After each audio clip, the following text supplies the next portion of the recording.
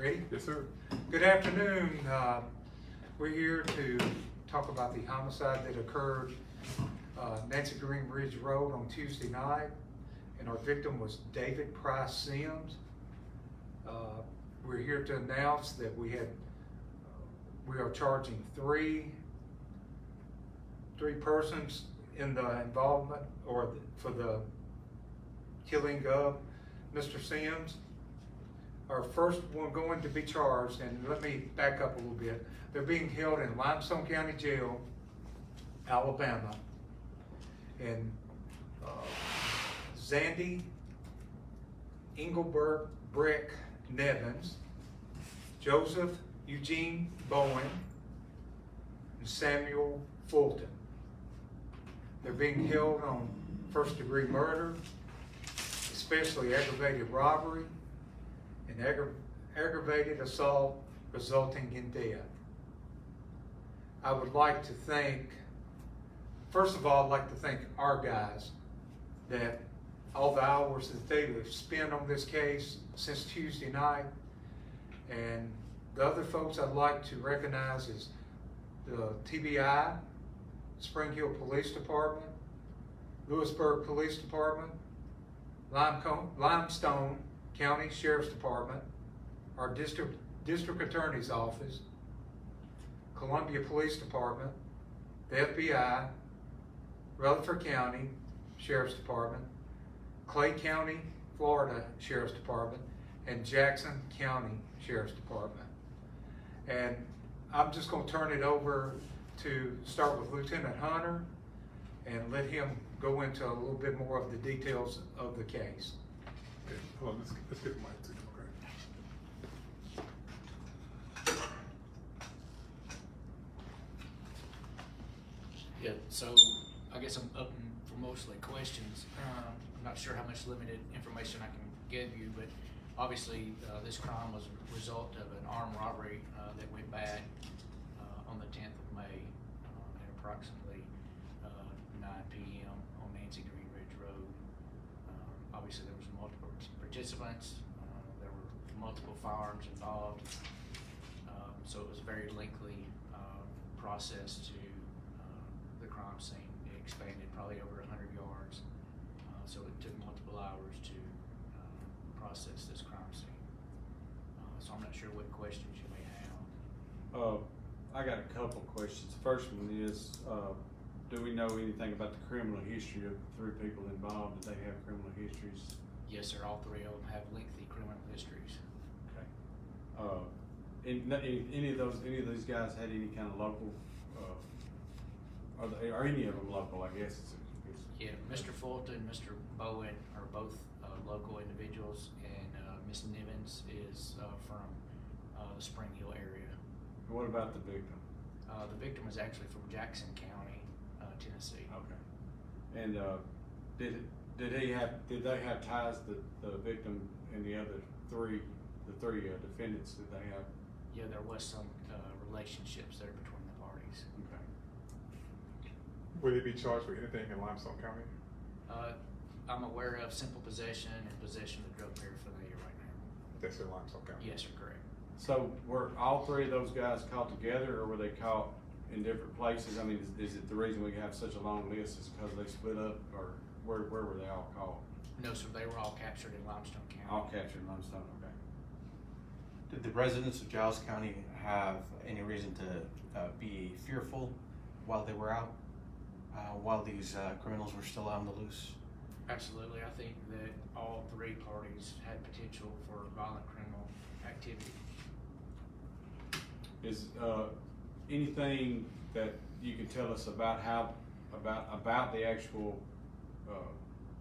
I mean, let me ask it like this: I had at one point it was maybe said that it was a shootout between all the parties involved. Do we know that? Are y'all releasing that kind of information yet? Or can you tell us about how they ended up at Nancy Green Ridge Road out in the middle of nowhere in Giles County?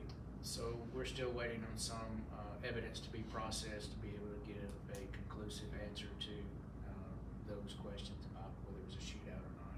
But obviously it was an extensive amount of rounds of ammunition that was recovered from the crime scene.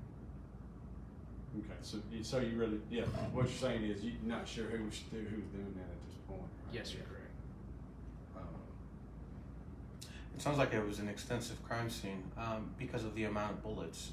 So would that lead you to indicate that there was indeed a shootout and therefore the residents were also potentially in danger while all of this was going down?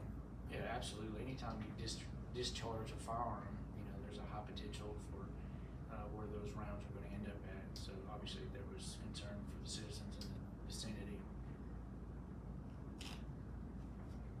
Any other questions, gentlemen? I don't have any right now. And can you release why there were so many different jurisdictions involved? Why you had everybody from TBI to you guys to Limestone County?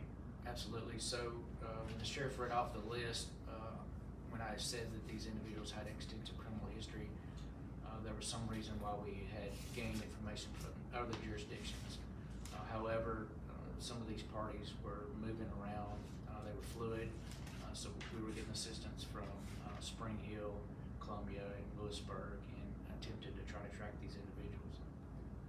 What about bringing them back from Alabama? I would assume their charges are here in Giles County, right? Yes, sir, they Yes. are. And so, are you going to, I guess, extradite them from Alabama to Giles County, unless obviously once they've had their court date, if they don't have a bond or if they can't make bond, they'll be held here at the Giles County Jail. Is that Yes, sir. correct? There was letters of extradition that were processed this morning. We provided those to Limestone County. So just as soon as there were their charges in Limestone County, they'll be extradited here to Giles County. And y'all may have covered, Sheriff may have covered this, but is there any idea why this occurred? I mean, are y'all releasing what you know as far as why these guys were all together out there at that point? It was an armed robbery. Okay, right now it's an armed robbery. Yes, sir. Lieutenant, why was the subjects in Limestone County? Sir, Why was the subjects in Limestone County? I would only be speculating, but they felt that law enforcement was on the way to approach them, so therefore they felt it was safer there in Limestone County. And they've had some nexus to Limestone County as well. And we heard there was a burned house near the scene. Is that in relation to the crime? No, sir. No relation to it. No, sir. Did you get about the burned house? Yes, sir. Okay, so no relation to the scene at No, all. sir. What's your name and title? Lieutenant Hunter, Hunter. First name? Shane. Shane? Yes, sir. And Sheriff? Kyle Hilton, Sheriff Kyle Hilton. Okay. And did we get everybody's name that's up there, Kyle? You don't Okay, mind? we have Luke Tyson, the investigator Luke Tyson, investigator Josh Bass, then we have investigator with the DA's office, Jeff Dunn. Yeah, I just want to say how great of having a working relationship with multiple jurisdictions and Yeah. how this kind of pulled everything together. You know, when law enforcement works together, it kind of shows to you that, you know, whatever criminal activity you're going to produce, we're going to catch you. It would have been much more difficult for you guys to catch them if you guys hadn't worked together with all these other agencies. Absolutely. Everybody gathers a little bit of information. I mean, just something simple as one of these defendants, we reached out to a jurisdiction that had a rapport with them and what was the best way to interview them. So just simple things like that is beneficial. I guess just on following up on the scene, that was the victim, was he pronounced dead at the scene? Was there any ambulance or anything like that involved? Yes, sir. He was pronounced dead there at the scene. Okay, and of course, you had all three people were in Limestone County when you caught them. You didn't catch anybody there on the scene, correct? Correct. Yes, Okay. sir. What can you tell us about the victim himself? I have very little knowledge about Mr. Sims. I've spoken to many of the family members, but as far as, you know, any kind of history, I have very little at this time. Think you good? You guys are good? Appreciate it. Thank you all. Thank you all.